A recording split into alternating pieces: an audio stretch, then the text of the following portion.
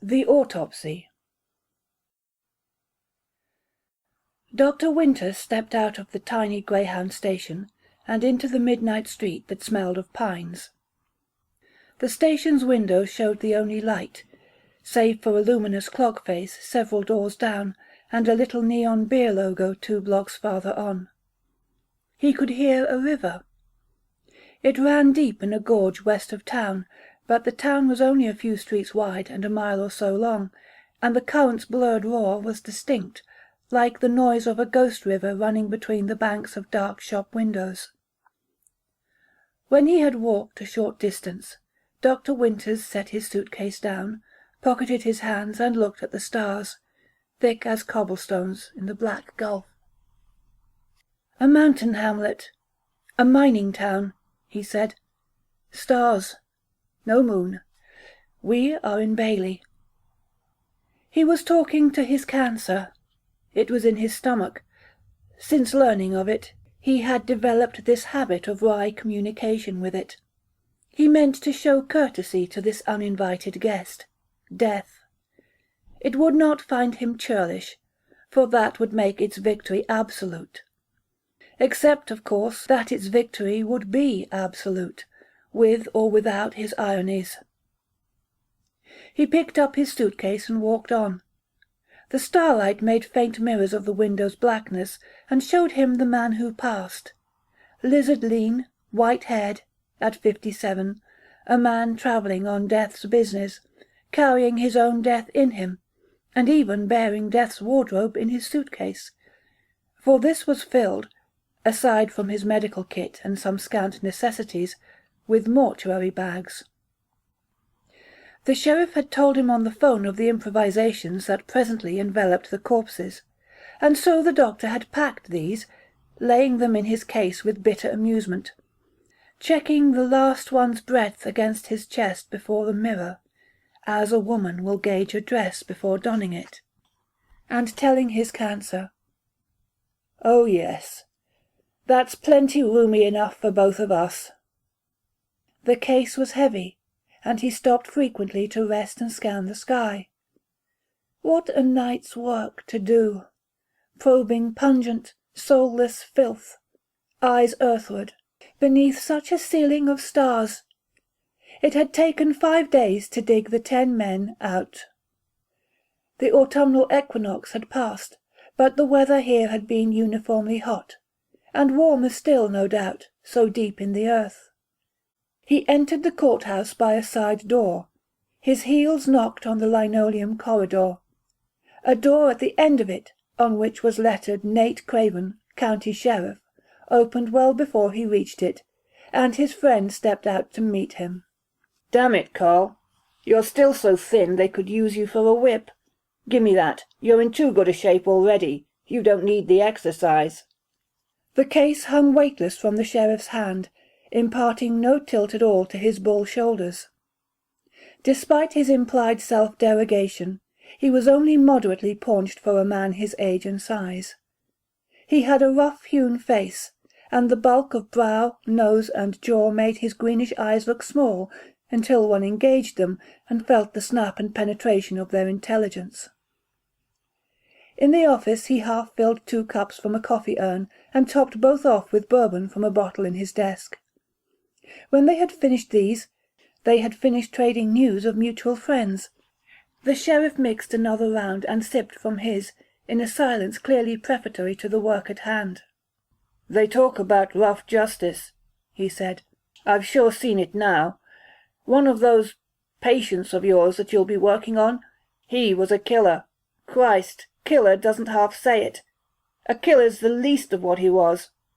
The blast killing him, that was the justice part. Those other 9, they were the rough. And it just galls the hell out of me, Carl. If that kiss-ass boss of yours has his way, the rough won't even stop with their being dead. There won't even be any compensation for their survivors. Tell me, has he broke his back yet? I mean, touching his toes for Fordham Mutual." "You refer, I take it, to the estimable Coroner Waddleton of Fordham County." Dr. Winters paused to sip his drink.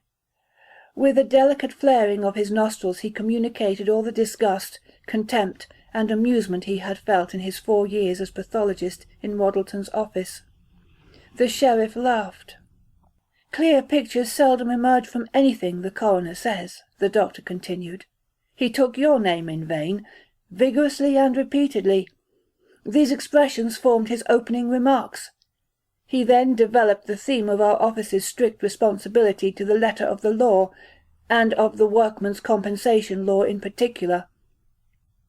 Death benefits accrue only to the dependents of descendants, whose deaths arise out of the course of their employment, not merely in the course of it. Victims of a maniacal assault, though they die on the job, are by no means necessarily compensable under the law. We then contemplated the tragic injustice of an insurance company, any insurance company, having to pay benefits to unentitled persons solely through the laxity and incompetence of investigating officers. Your name came up again, and Coroner Waddleton subjected it to further abuse. Fordham Mutual, campaign contributor or not, is certainly a major insurance company, and is therefore entitled to the same fair treatment that all such companies deserve." Craven uttered a bark of wrathful mirth, and spat expertly into his waste-basket. "Ah, the impartial public servant! What's 7 widows and 16 dependent children next to Fordham Mutual?" He drained his cup and sighed. "I'll tell you what, Carl. We've been 5 days digging those men out, and the last 2 days sifting half that mountain for explosive traces, with those insurance investigators hanging on our elbows, and the most they could say was that there was strong presumptive evidence of a bomb. Well, I don't budge for that because I don't have to. Waddleton can shove his extraordinary circumstances. If you don't find anything in those bodies, then that's all the autopsy there is to it, and they get buried right here where their families want 'em." The doctor was smiling at his friend. He finished his cup and spoke with his previous wry detachment, as if the sheriff had not interrupted his narrative. The Honourable Coroner then spoke with remarkable volubility on the subject of autopsy consent forms, and the malicious subversion of private citizens by vested officers of the law. He had, as it happened, a sheaf of such forms on his desk, all signed, all with a rider clause typed in above the signatures. A cogent paragraph.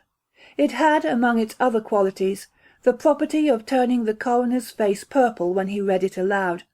He read it aloud to me 3 times.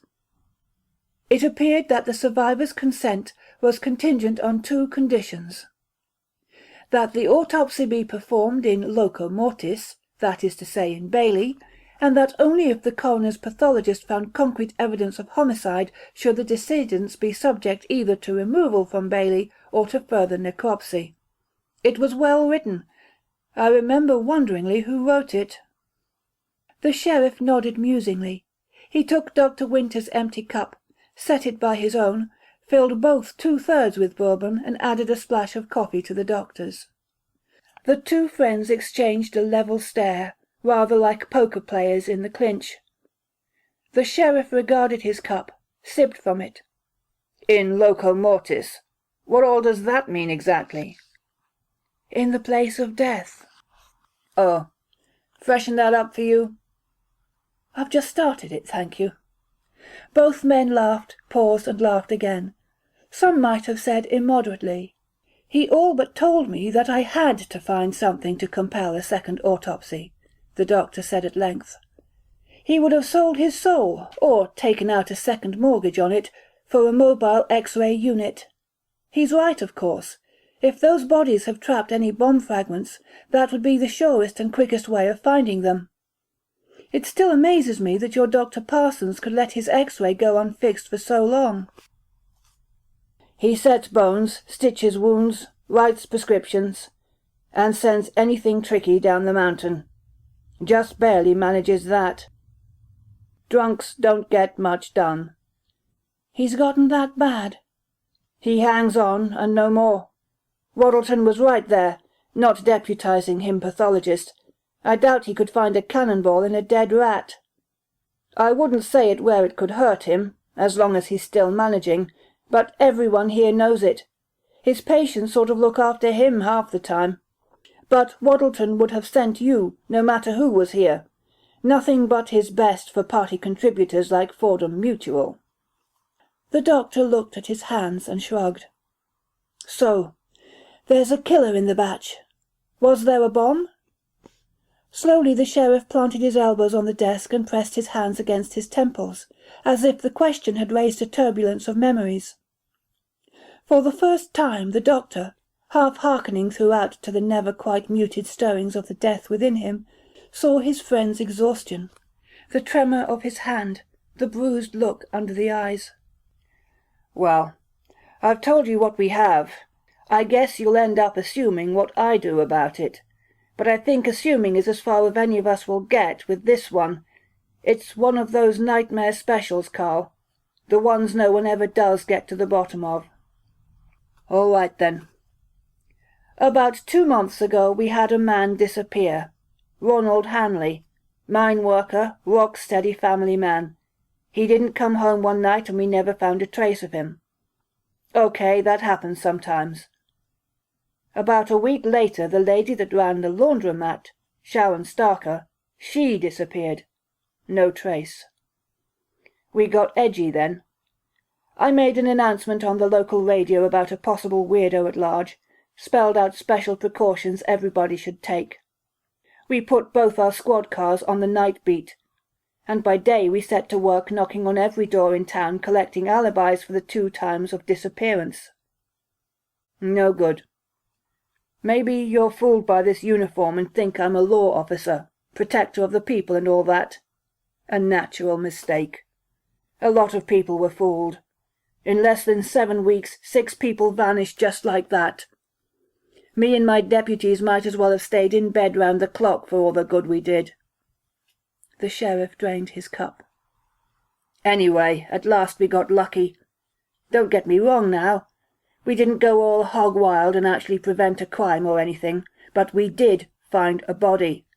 Except it wasn't the body of any of the 7 people that had disappeared. We'd taken to combing the woods nearest town, with temporary deputies from the miners to help. Well, one of those boys was out there with us last week. It was hot, like it's been for a while now. And it was real quiet. He heard this buzzing noise and looked around for it, and he saw a bee swarm up in the crotch of a tree. Except he was smart enough to know that's not usual around here. Beehives. So it wasn't bees. It was bluebottle flies. A goddamned big cloud of them, all over a bundle that was wrapped in a tarp." The sheriff studied his knuckles. He had, in his eventful life, occasionally met men literate enough to understand his last name, and rash enough to be openly amused by it. And the knuckles, scarred knobs, were eloquent of his reactions. He looked back into his old friend's eyes. "We got that thing down and unwrapped it. Billy Lee Davis, one of my deputies. He was in Vietnam, being near some bad things and held on. Billy Lee blew his lunch all over the ground when we unwrapped that thing. It was a man. Some of a man. We knew he'd stood 6'2" because all the bones were there, and he'd probably weighed between 215 and 225, but he folded up no bigger than a big-sized laundry package. Still had his face, both his shoulders, and the left arm, but all the rest was clean. It wasn't animal work, it was knife work, all the edges neat as butcher cuts. Except butchered meat, even when you drain it all you can, will bleed a good deal afterwards, and there wasn't one goddamned drop of blood on the top, nor in that meat. It was just as pale as fish meat." Deep in his body's centre, the doctor's cancer touched him. Not a ravening attack. It sank one fang of pain, questioningly, into new untasted flesh, probing the scope for its appetite there. He disguised his tremor with a shake of the head. "A cache, then?" The sheriff nodded. "Like you might keep a pot roast in the icebox for making lunches. I took some pictures of his face, then we put him back and erased our traces. 2 of the miners I deputized did a lot of hunting, were wood smart, so I left them on the first watch. We worked our positions and cover for them and drove back. We got right on tracing him, sent out descriptions to every town within 100 miles. He was no one I'd ever seen in Bailey, nor anyone else either. It began to look like after we'd combed the town all day with the photos. Then, out of the blue, Billy Lee Davis smacks himself on the forehead and says, "Sheriff, I seen this man somewhere in town, and not long ago." He'd been shook all day since throwing up, and then all of a sudden he just snapped to. Was dead sure, except he couldn't remember where or when. We went over and over it, and he tried and tried. It got to where I wanted to grab him by the ankles and hang him upside down and shake him till it dropped out of him, but it was no damn use. Just after dark we went back to that tree. We'd worked out a place to hide the cars and route to it through the woods. When we were close, we walkie-talkied the men we'd left for an all clear to come up. No answer at all, and when we got there all that was left of our trap was the tree. No body, no top, no special assistant deputies. Nothing. This time Dr. Winters poured the coffee and bourbon. "Too much coffee," the sheriff muttered, but drank anyway. "Part of me wanted to chew nails and break necks, and part of me was scared shitless. When we got back, I got on the radio station again and made an emergency broadcast, and then had the man at the station rebroadcast it every hour. Told everyone to do everything in groups of 3, to stay together at night in 3s at least, to go out little as possible, keep armed and keep checking upon each other. It had such a damn full sound to it, but just pairing up was no protection if half of one of those pairs was the killer. I sent our corpse's picture out statewide. I deputized more men and put them on the streets to beef up the night patrol. It was the next morning that things broke. The sheriff of Rakehell called. He's over in the next county. He said our corpse looked a lot like a man named Abel Doherty, a mill hand with Con Wood over there. I left Billy Lee in charge and drove right out. This Doherty had a crippled older sister he always checked back to by phone whenever he left town for long, a habit no one knew about, probably embarrassed him. Sheriff Peck there only found out about it when the woman called him. Said her brother had been 4 days gone for vacation and not rung her once. He'd hardly had her report for an hour when he got the picture I sent out, and recognized it. And I hadn't been in his office more than 10 minutes when Billy Lee called me there. He'd remembered. When he'd seen Doherty was the Sunday night 3 days before we found him. Where he'd seen him was the Trucker's Tavern outside the north end of town. The man had made a stir by being jolly drunk and latching on to a miner who was drinking there. Man named Joe Allen, who'd started at the mine about 2 months back. Doherty kept telling him that he wasn't Joe Allen, but Doherty's old buddy named Sykes that had worked with him at Con Wood for a coon's age. And what the hell kind of joke was this? Come have a beer, old buddy, and tell me why you took off so sudden, and what the hell you been doing with yourself. Allen took it laughing. Doherty'd clap him on the shoulder.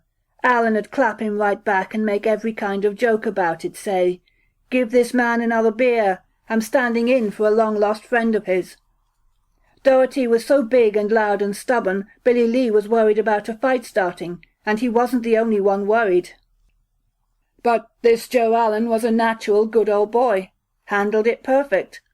We checked him out weeks back along with everyone else, and he was real popular with the other miners.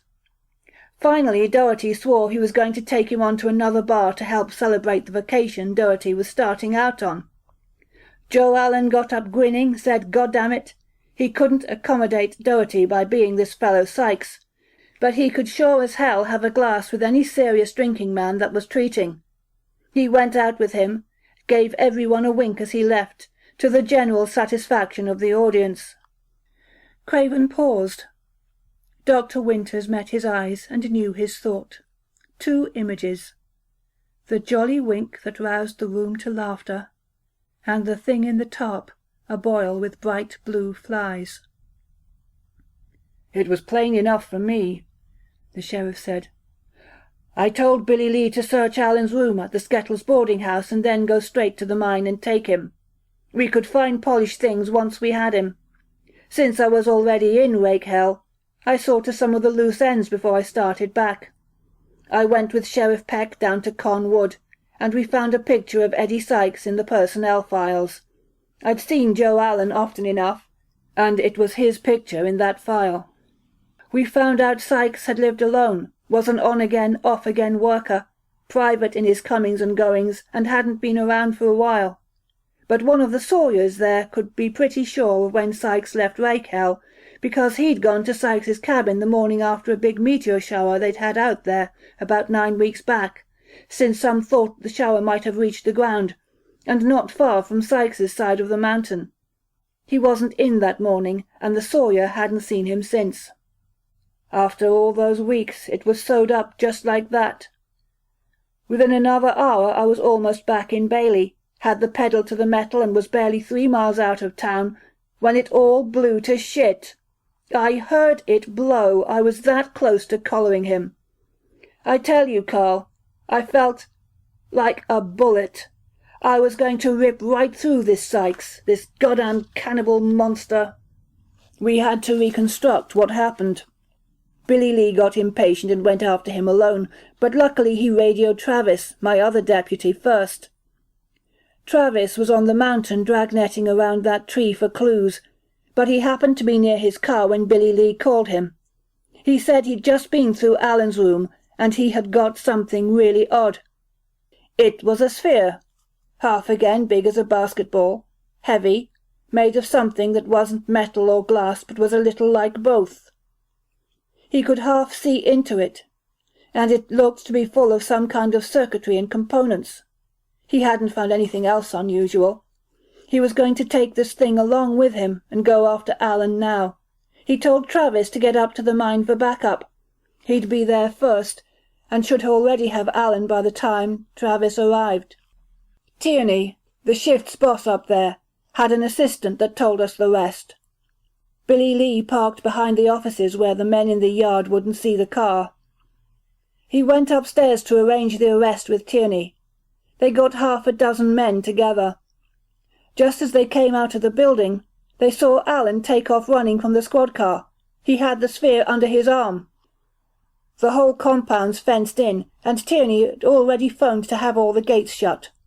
Alan zigged and zagged some, but caught on quick to the trap. The sphere slowed him, but he still had a good lead. He hesitated a minute and then ran straight for the mine shaft.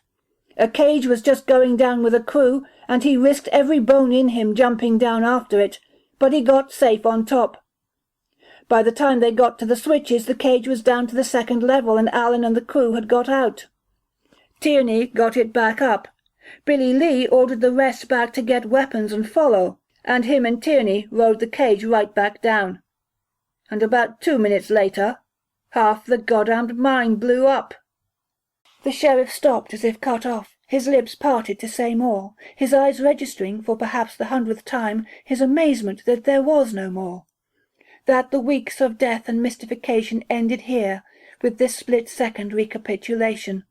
More death, more answerless dark, sealing all. "Nate." "What?" "Wrap it up and go to bed. I don't need your help. You're dead on your feet." "I'm not on my feet, and I'm coming along." "Give me a picture of the victim's position relative to the blast. I'm going to work, and you're going to bed." The sheriff shook his head absently. "They're mining in shrinkage stopes. The adits, levels, branch off lateral from the vertical shaft. From one level they hollow out overhand up to the one above. Scoop out big chambers and let most of the broken rock stay inside so they can stand on the heaps to cut the ceiling higher. They leave sections of support wall between stopes, and those men were buried several stopes in from the shaft. The cave-in killed them. The mountain just folded them up in their own hill of tailings. No kind of fragments reached them, I'm dead sure. The only ones they found were of some standard charges that the main blast set off, and those didn't even get close. The big one blew out where the adit joined the shaft, right where, and right when, Billy Lee and Tierney got out of the cage.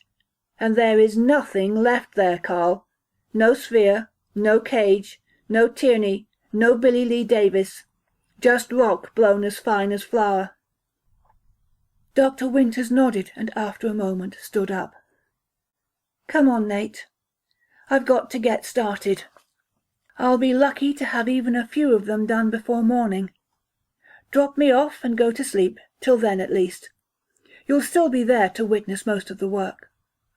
The sheriff rose, took up the doctor's suitcase, and led him out of the office without a word, concession in his silence. The patrol car was behind the building. The doctor saw a crueler beauty in the stars than he had an hour before. They got in, and Craven swung them out onto the empty street. The doctor opened the window and hearkened, but the motor's surge drowned out the river sound. Before the thrust of their headlights, ranks of old-fashioned parking meters sprouted shadows tall across the sidewalks, shadows that shrunk and were cut down by the light's passage. The sheriff said, "All those extra dead. For nothing. Not even to feed him. If it was a bomb and he made it, he'd know how powerful it was. He wouldn't try some stupid escape stunt with it. And how did he even know that globe was there? We worked it out that Allen was just ending a shift, but he wasn't even up out of the ground before Billy Lead parked out of sight from the shaft." "Let it rest, Nate. I want to hear more, but after you've slept. I know you. All the photos will be there, and the report complete, all the evidence neatly boxed and carefully described. When I've looked things over, I'll know exactly how to proceed by myself." Bailey had neither hospital nor morgue, and the bodies were in a defunct ice plant on the edge of town. A generator had been brought down from the mine, lighting improvised, and the refrigeration system reactivated. Dr. Parsons' office, and the tiny examining room that served the sheriff's station in place of a morgue, had furnished this makeshift with all the equipment that Dr. Winters would need beyond what he carried with him. A quarter-mile outside the main body of the town, they drew up to it. Tree-flanked, unneighboured by any other structure, it was a double building. The smaller half, the office, was illuminated. The bodies would be in the big windowless refrigerator segment. Craven pulled up beside a second squad car, parked near the office door. A short, rake-thin man wearing a large white Stetson got out of the car and came over. Craven rolled down his window. "Trav, this here's Dr. Winters." "'Lo, Nate. Dr. Winters. Everything's shipshape inside. Felt more comfortable out here. Last of those 2 news hands left 2 hours ago." "They sure do hang on. You take off now, Trav. Get some sleep and be back at sunup. What temperature we getting?" The pale Stetson, far clearer in the starlight than the shadow face beneath it, wagged dubiously. 36. She won't get lower. Some kind of leak." "That should be cold enough," the doctor said. Travis drove off, and the sheriff unlocked the padlock on the office door. Waiting behind him, Dr. Winters heard the river again, a cold balm, a whisper of freedom. And overlying this, the stutter and soft snarl of the generator behind the building, a gnawing, remorseless sound that somehow fed the obscure anguish that the other soothed. They went in. The preparations had been thoughtful and complete. "You can wheel them out of the fridge on this, and do the examining in here," the sheriff said, indicating a table and a gurney. "You should find all the gear you need on this big table here, and you can write up your reports on that desk. The phone's not hooked up. There's a payphone at the gas station, if you have to call me." The doctor nodded, checking over the material on the larger table. Scalpels, post-mortem and cartilage knives, intestine scissors, rib shears, forceps, probes, mallets and chisels, a blade saw and electric bone saw, scale, jars for specimens, needles and suture, sterilizer, gloves. Beside this array were a few boxes and envelopes with descriptive sheets attached, containing the photographs and such evidentiary objects as had been found associated with the bodies. "Excellent," he muttered. "The overhead light's fluorescent. Full spectrum, or whatever they call it. Better for colours. There's a pint of decent bourbon in that top desk drawer. Ready to look at 'em?" "Yes." The sheriff unbarred and slid back the big metal door to the refrigeration chamber. Icy tainted air boiled out of the doorway. The light within was dimmer than that provided in the office, a yellow gloom wherein 10 oblong heaps lay on trestles. The two stood silent for a time. Their stillness a kind of unpremeditated homage, paid the eternal mystery at its threshold. As if the cold room were in fact a shrine, the doctor found a peculiar awe in the row of veiled forms. The awful unison of their dying. The Titan's grave that had been made for them conferred on them a stern authority, death's chosen ones. His stomach hurt, and he found he had his hand pressed to his abdomen. He glanced at Craven, and was relieved to see that his friend, staring wearily at the bodies, had missed the gesture. "Nate, help me uncover them." Starting at opposite ends of the row, they stripped the tarps off and piled them in a corner. Both were brusque now, not pausing over the revelation of the swelled, pulpy faces, most three-lipped with the gaseous burgeoning of their tongues, and the fat, livid hands sprouting from the filthy sleeves. But at one of the bodies, Craven stopped. The doctor saw him look, and his mouth twist. Then he flung the tarp on the heap and moved to the next trestle. When they came out, Dr. Winters took the bottle and glasses Craven had put in the desk, and they had a drink together. The sheriff made as if he would speak, but shook his head and sighed. "I will get some sleep, Carl. I'm getting crazy thoughts with this thing." The doctor wanted to ask those thoughts. Instead he laid a hand on his friend's shoulder. "Go home, Sheriff Craven. Take off the badge and lie down. The dead won't run off on you. We'll all still be here in the morning." When the sound of the patrol car faded, the doctor stood listening to the generator's growl and the silence of the dead, resurgent now. Both the sound and the silence seemed to mock him. The after-echo of his last words made him uneasy. He said to his cancer, "What about it, dear colleague? We will still be here tomorrow, all of us?" He smiled, but felt an odd discomfort, as if he had ventured a jest in company and roused a hostile silence. He went to the refrigerator door, rolled it back, and viewed the corpses in their ordered rank, with their strange tribunal air. "What, sirs," he murmured, "do you judge me?" "Just who is to examine whom tonight, if I may ask?" He went back into the office, where his first step was to examine the photographs made by the sheriff, in order to see how the dead had lain at their uncovering. The earth had seized them with terrible suddenness. Some crouched, some partly stood, others sprawled in crazy free-fall postures. Each successive photo showed more of the jumble as the shovels continued, their work between shots. The doctor studied them closely, noting the identifications inked on the bodies as they came completely into view. One man, Roger Willett, had died some yards from the main cluster. It appeared he had just straggled into the stope from the adit at the moment of the explosion. He should thus have received, more directly than any of the others, the shock waves of the blast.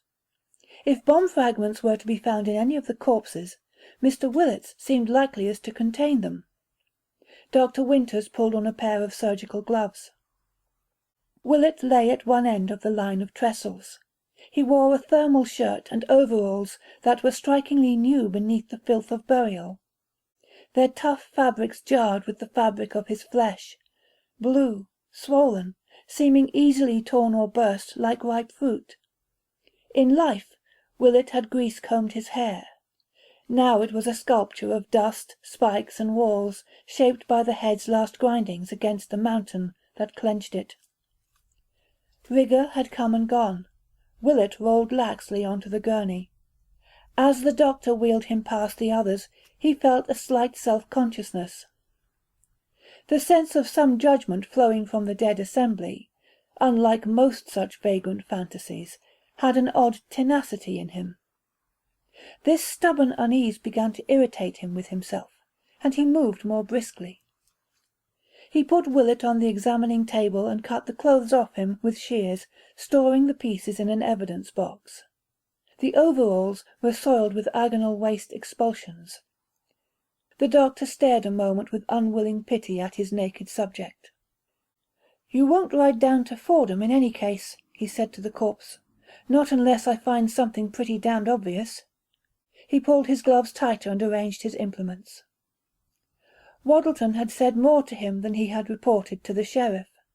The doctor was to find, and forcefully to record, that he had found strong indications, absolutely requiring the decedent's removal to Fordham for X-ray and an exhaustive second post-mortem.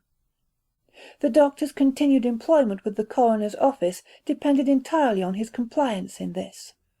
He had received this stipulation with a silence Waddleton had not thought it necessary to break.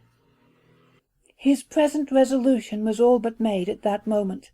Let the obvious be taken as such. If the others showed as plainly as Willett did the external signs of death by asphyxiation, they would receive no more than a thorough external exam. Willett he would examine internally as well, merely to establish in depth, for this one, what should appear obvious in all. Otherwise, only when the external exam revealed a clearly anomalous feature, and clear and suggestive it must be, would he look deeper. He rinsed the caked hair in a basin, poured the sediment into a flask and labelled it. Starting with the scalp, he began a minute scrutiny of the body's surfaces, recording his observations as he went. The characteristic signs of asphyxial death were evident, despite the complicating effects of autolysis and putrefaction. The eyeball's bulge and the tongue's protrusion were, by now, as much due to gas pressure as to the mode of death, but the latter organ was clamped between locked teeth, leaving little doubt as to that mode. The coloration of degenerative change, a greenish-yellow tint, a darkening and mapping out of superficial veins, was marked, but not sufficient to obscure the blue of cyanosis on the face and neck, nor the pinpoint hemorrhages freckling neck, chest, and shoulders. From the mouth and nose the doctor scraped matter he was confident was the blood-tinged mucus typically ejected in the airless agony. He began to find a kind of comedy in his work. What a buffoon death made of a man! A blue, pop-eyed, three-lipped thing, and there was himself, his curious, solicitous intimacy with this clownish carrion. "Excuse me, Mr. Willett, while I probe this laceration. What do you feel when I do this? Nothing? Nothing at all? Fine. Now what about these nails? Split them clawing at the earth, did you? Yes. A nice blood blister under this thumbnail, I see. Got it on the job a few days before your accident, no doubt. Remarkable calluses here. Still quite tough." The doctor looked for an unanalytic moment at the hands, puffed dark pause, gestureless, having renounced all touch and grasp. He felt the wastage of the man concentrated in the hands, the painful futility of the body's fine articulation when it is seen in death. This poignancy he had long learnt not to acknowledge when he worked, but now he let it move him a little. This Roger Willett, plodding to his work one afternoon, had suddenly been scrapped, crushed to a non-functional heap of perishable materials. It simply happened that his life had chanced to move too close to the passage of a more powerful life, one of those inexorable and hungry lives that leave human wreckage, known or undiscovered, in their wakes. Bad luck, Mr. Willett. Naturally we feel very sorry about this, but this Joe Allen, your co-worker, apparently he was some sort of cannibal. It's complicated. We don't understand it all. But the fact is we have to dismantle you now to a certain extent. There's really no hope of your using these parts of yourself again, I'm afraid. Ready now? The doctor proceeded to the internal exam with a vague eagerness for Willett's fragmentation, for the disarticulation of that sadness in his natural form. He grasped Willett by the jaw and took up the post-mortem knife. He sunk its point beneath the chin and began the long, gently sawing incision that opened Willett from throat to groin. In the painstaking separation of the body's laminae, Dr. Winters found absorption and pleasure. And yet throughout he felt, marginal but insistent, the movement of a stream of irrelevant images. These were of the building that contained him, and of the night containing it. As from outside he saw the plant, bleached planks, iron roofing, and the trees crowding it, all in starlight, a ghost town image. And he saw the refrigerator vault beyond the wall, as from within, feeling the stillness of murdered men in a cold yellow light.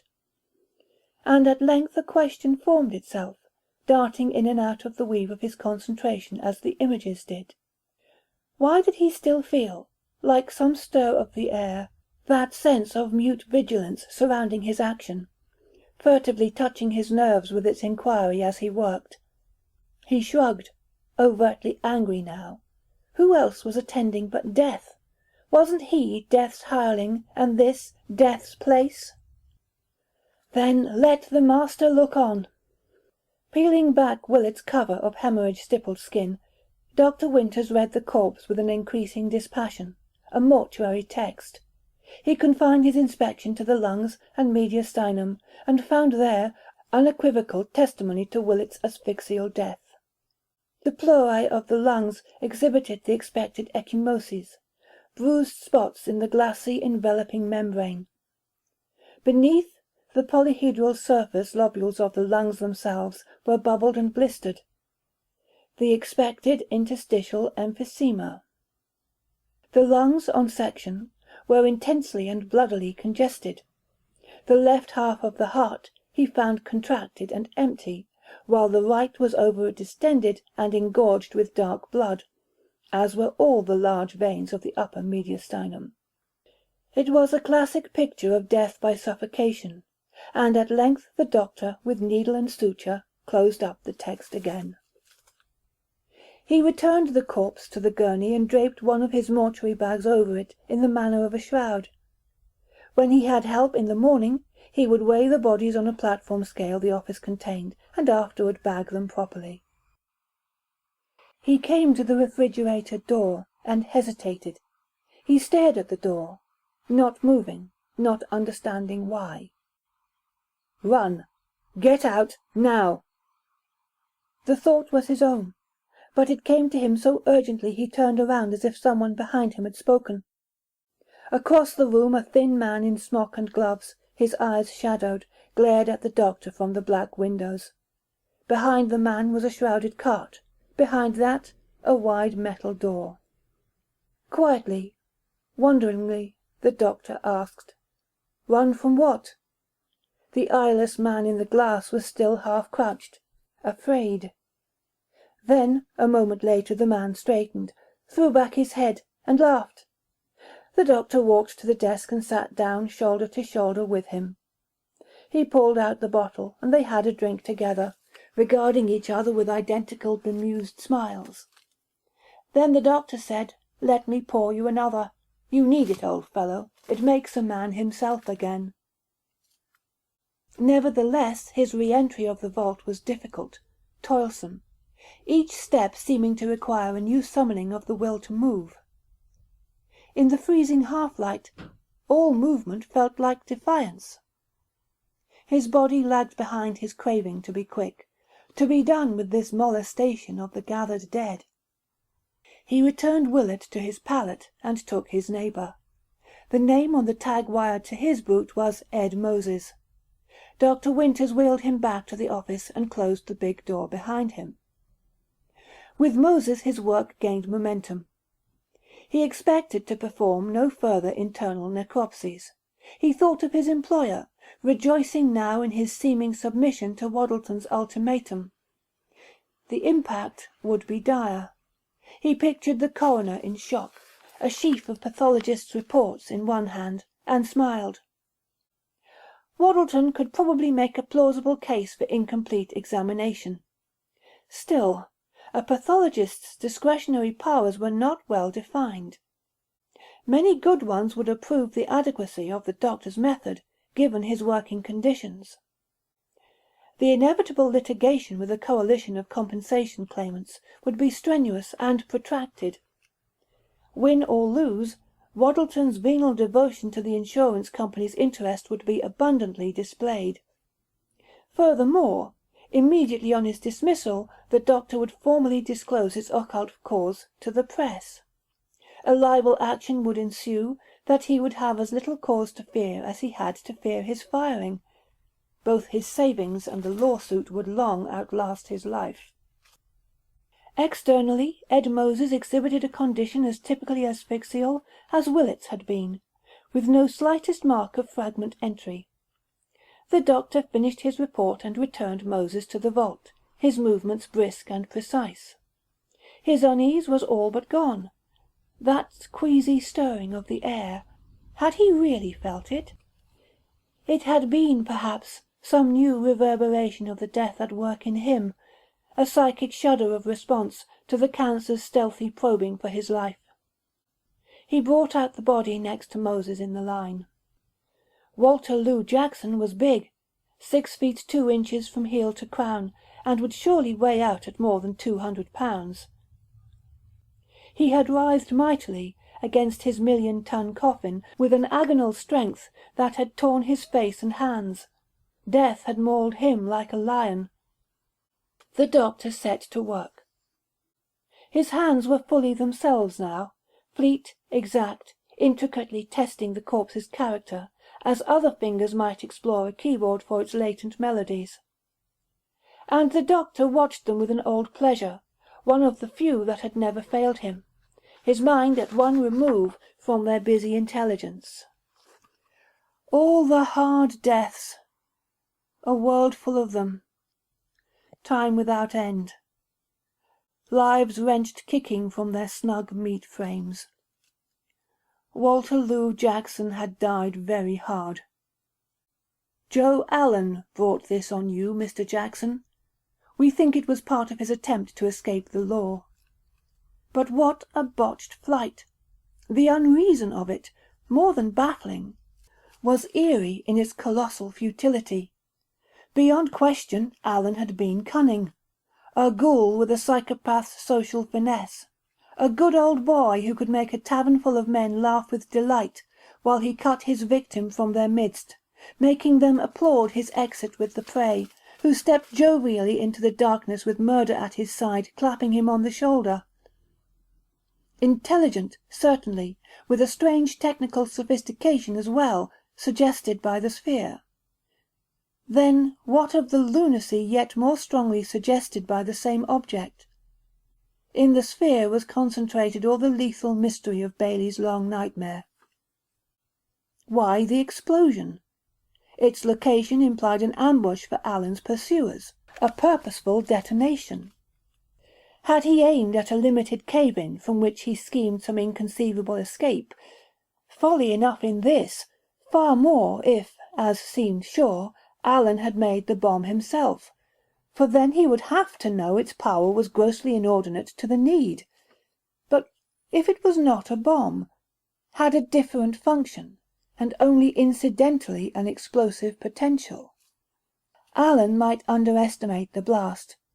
It appeared the object was somehow remotely monitored by him, for the timing of events showed he had gone straight for it the instant he emerged from the shaft, shunned the bus waiting to take his shift back to town, and made a beeline across the compound for a patrol car, that was hidden from his view by the office building. This suggested something more complex than a mere explosive device, something perhaps whose destruction was itself more Allen's aim than the explosion produced thereby. The fact that he risked the sphere's retrieval at all pointed to this interpretation. For the moment he sensed its presence at the mine, he must have guessed that the murder investigation had led to its discovery and removal from his room. But then, knowing himself already liable to the extreme penalty, why should Allen go to such lengths to recapture evidence incriminatory of a lesser offence, possession of an explosive device? Then grant that the sphere was something more, something instrumental to his murders that could guarantee a conviction he might otherwise evade. Still his gambit made no sense. Since the sphere, and thus the lawman he could assume to have taken it, was already at the mine office, he must expect the compound to be scaled at any moment. Meanwhile the gate was open, escaping into the mountains a strong possibility for a man capable of stalking and destroying two experienced and well-armed woodsmen lying in ambush for him. Why had he all but ensured his capture to weaken a case against himself that his escape would have rendered irrelevant? Dr. Winters watched as his own fingers, like a hunting pack round a covert, converged on a small puncture wound below Walter Lou Jackson's xiphoid process, between the 8th ribs. His left hand touched its borders, the finger's inquiry quick and tender. The right hand introduced a probe, and both together eased it into the wound. It was rarely fruitful to use a probe on corpses this decayed. The track of the wound would more properly be examined by section, but an inexplicable sense of urgency had taken hold of him. Gently, with infinite pains not to pierce in the softened tissues an artificial track of his own, he inched the probe in. It moved unobstructed deep into the body, curving upward through the diaphragm toward the heart. The doctor's own heart accelerated.